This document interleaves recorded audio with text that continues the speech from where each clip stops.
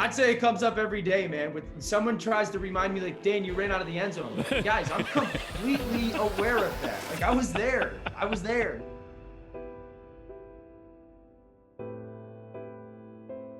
Oh, and 16. The early retirements of two Hall of Famers. A franchise quarterback wasted. Countless busts. 30 years without a playoff victory. In the broadest of strokes, this describes the plight of the NFL's Detroit Lions, a team that has never advanced to the Super Bowl. Hell, not even close.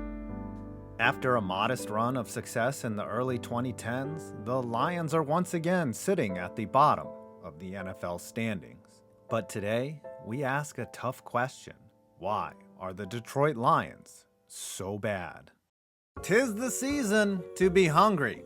And as the seasons change, so do the awesome seasonal flavors at HelloFresh, like chicken ramen shoyu style broth and peppercorn crusted beef tenderloin. And because it's cold outside, HelloFresh delivers an at-home meal experience without having to tip anyone. Guess what? The HelloFresh Market offers seasonal snacks like holiday cheese and charcuterie boards, even Pillsbury snowman cookies.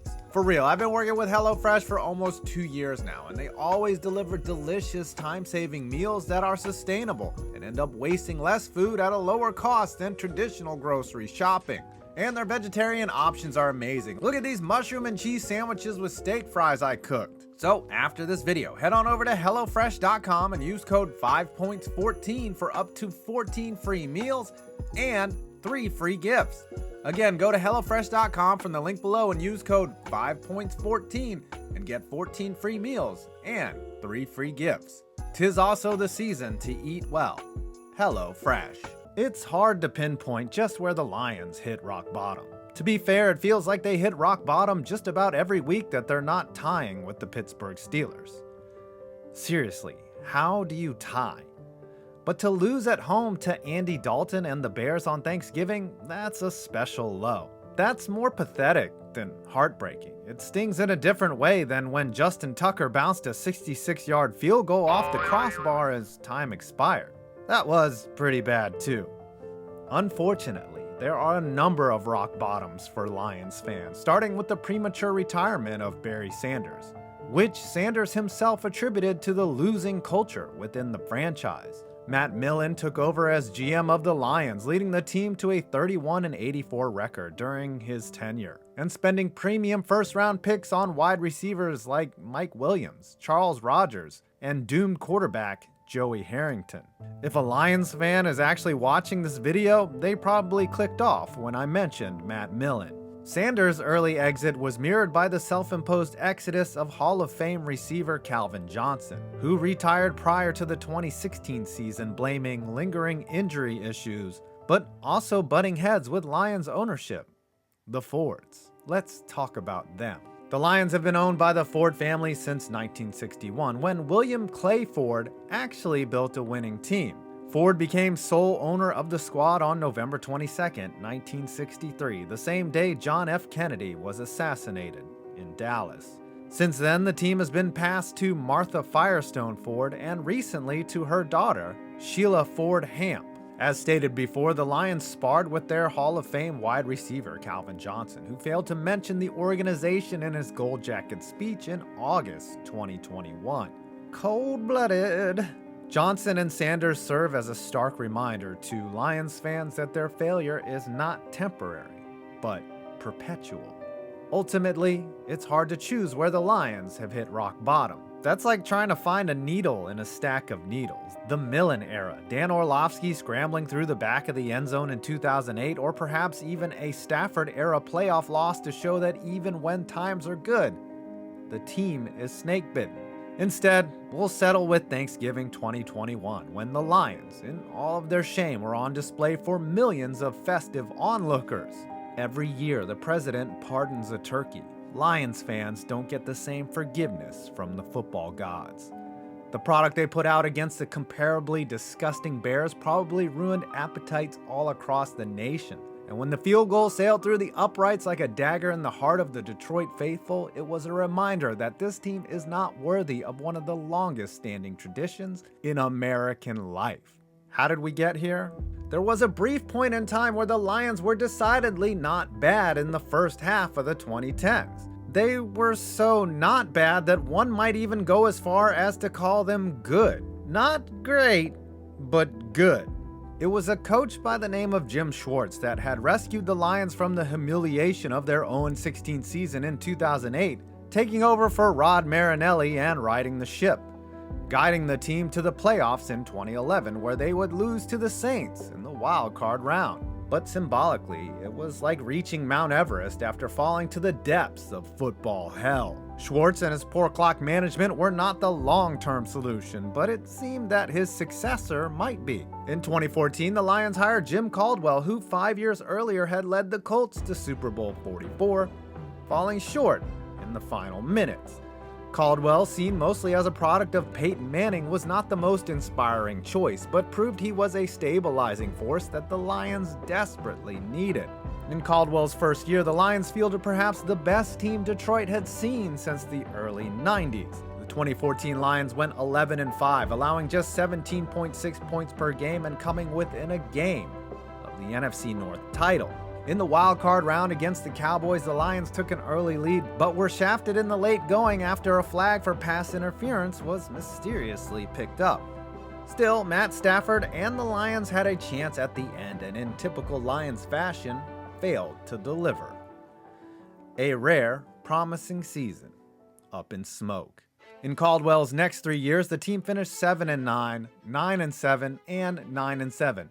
Making the playoffs one more time in 2016, but losing feebly to the Seahawks in the wild card round. Caldwell was ousted in 2017 after back-to-back seasons with a winning record. Lions GM Bob Quinn explained that 9-7 wasn't good enough.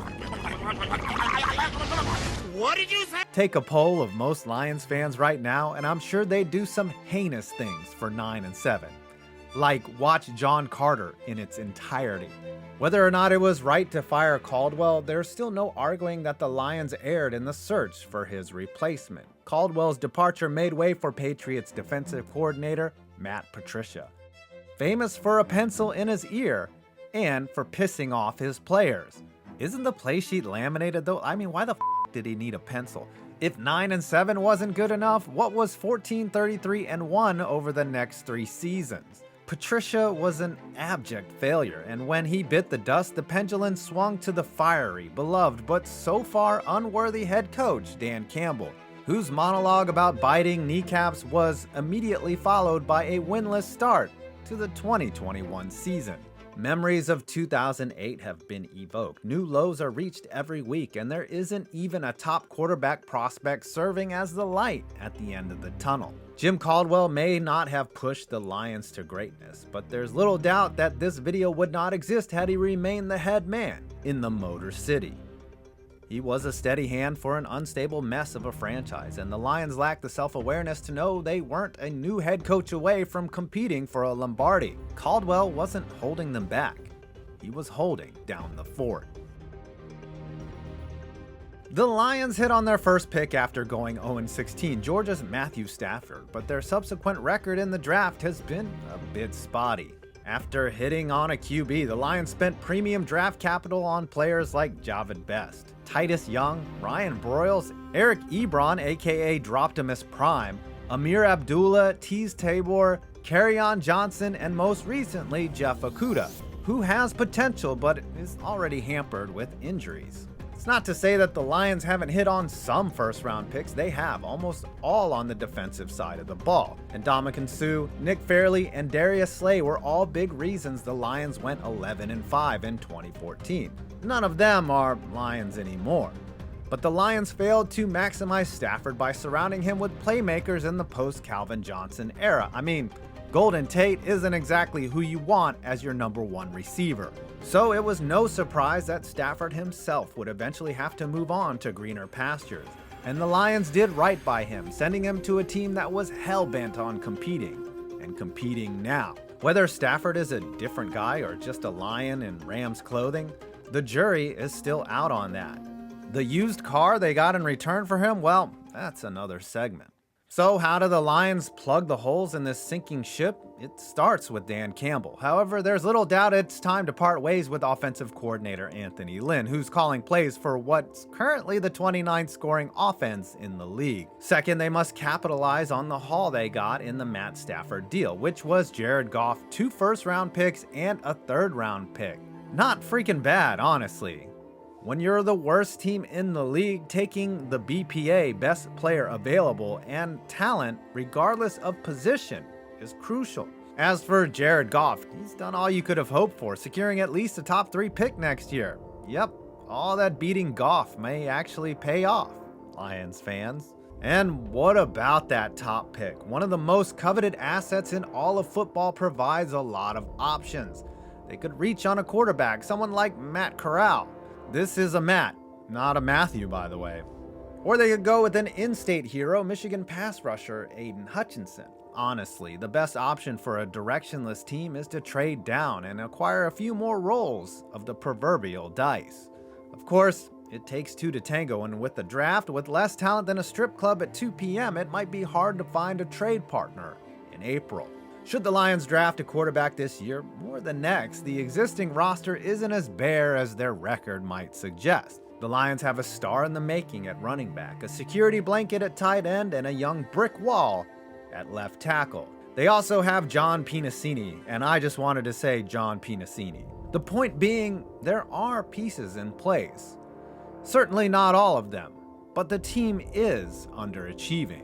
The Lions suck, and there is no doubt that they have sucked monumentally since the days of Bobby Lane, where they were champions of the NFL pre-Super Bowl. In this league, anyone can turn it around with the right coaching hire, a couple good drafts, and the right quarterback. Why are the Lions so bad? You just heard the long answer, but here's the short one. They're the Lions. Here's to hoping, though. Inside. Here we go. Goff from the gun to the end zone.